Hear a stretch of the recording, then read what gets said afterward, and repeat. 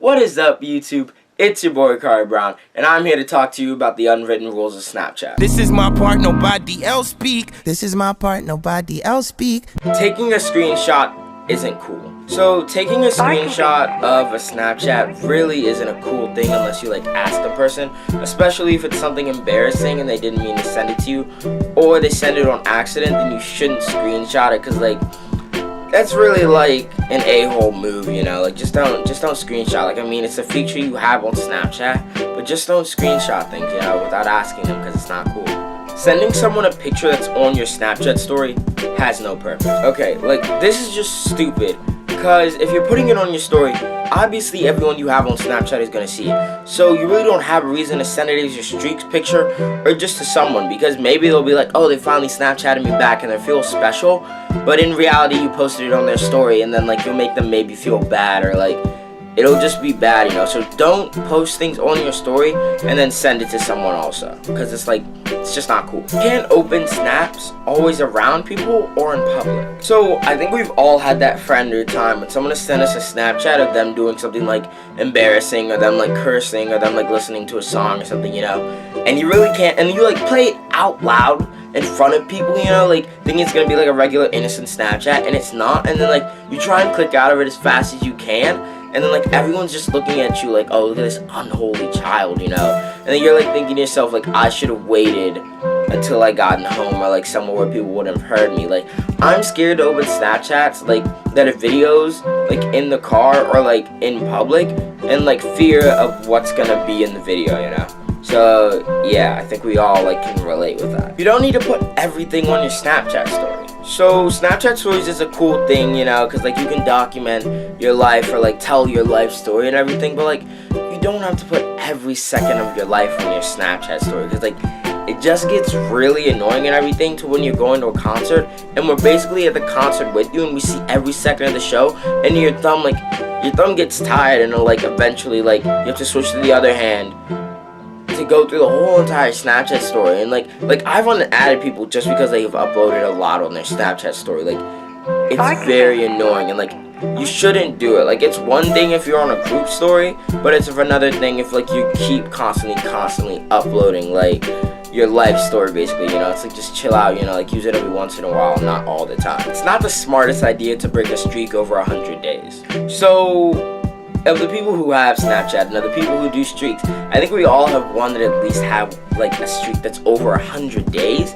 And I think that's our special sacred streak to not break, because if we do, you sort of look back and you think, man, I've wasted my 100 days or more on this streak, and it makes you really think about Snapchat, and makes you want to end all your other streaks. But if you're ending it yourself, with the other person's consent, that's cool, because sometimes it's precious to someone, I talk to a lot of my friends through streaks and everything. So I mean the 100-day streaks, if they break, you're either gonna feel really bad or really sad, or in between, or I don't really know, because there's a different range of emotions. But most of the time you really shouldn't break your 100-day streaks. LOL and yeah are a default answer on Snapchat. So when we're on Snapchat and someone says something that we exactly don't remember, because I think we all have that moment, we either put LOL or yeah, so that it somehow applies to what they said,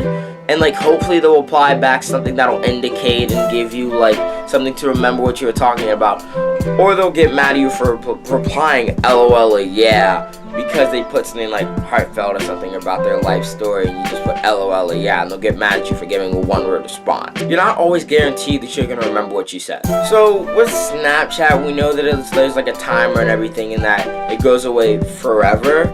But definitely if someone replies to you after a long time, or you reply to someone after a long time, you're not gonna remember what you were talking about, and it's gonna be awkward, and then you're gonna either give an LOL or yeah answer, or you just may leave one open, because you don't want to say that you forgot what you were talking about. But I think it's really funny when you both say, oh, I forgot what we were talking about, and then you maybe remember later, but you don't want to start the conversation again. Or maybe you do remember what you were talking about, but you say you don't remember, so that you can change the like awkwardness of the conversation. So this may not be all of us, but waiting a long time to open a Snapchat from someone you like. So I know people, and I know myself, that sometimes if like someone matters to me or I have a crush on them, I'll usually wait a long time to like reply to their Snapchat because I don't want to seem clingy or anything, or like you want to seem cool and chill and everything, so you wait a long time.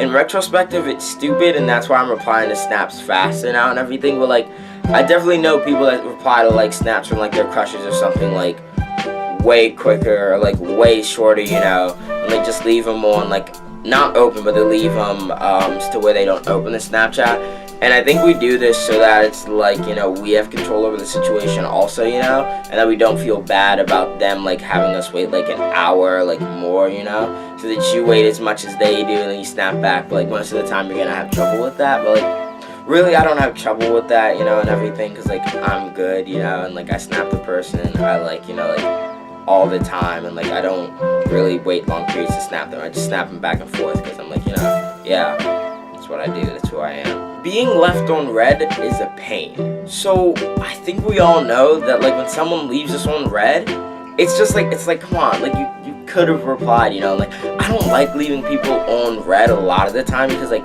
I feel bad for like doing that to them because I don't like the feeling of being left on red. Like I also don't care, but like it's just a weird feeling, you know. But what I definitely don't like is when I like say something to someone and they just leave me on red. Like you could have just like said you didn't want to talk, or like you don't want to talk about the thing I was asking you about, you know, like that would have been more respectful than just like leaving me on red. Like that's going up to someone, saying hi, and them looking at you and then just like walking away. It's like, you know, you could have just given me the decency to say like you don't want to talk or something, you know. But like that's just me, you know, in my opinion. But like everyone may have a different opinion about being left on red and everything. That streaks are the only good part about Snapchat. So I think streaks are cool and everything, and that's where I met a lot of my friends, you know, and people I care about, you know, and like I learned more about them through streaks. But I mean, it's not what Snapchat was built for. It's built for so that they could send messages back and forth and everything. And like how I said with the stories, you know, sort of tell their life story in a way, you know. But like streaks isn't really important in the sense to where like you have to have a lot of them. Like I have a lot of streaks where like I'm trying to like lose them and like just keep them with like people that I care about. Like I care about all my streaks, but like I'm really trying to grow out of Snapchat and everything because like it's sort of like I use it a lot more than I want to and I need to, you know, but like it's just because that's what social media does to you and everything. But I mean, like, yeah, streaks aren't important, and I don't think that you should like put them on a high pedestal to where you should be like, oh, you don't use streaks, then why do you use Snapchat? You know, like that's stupid.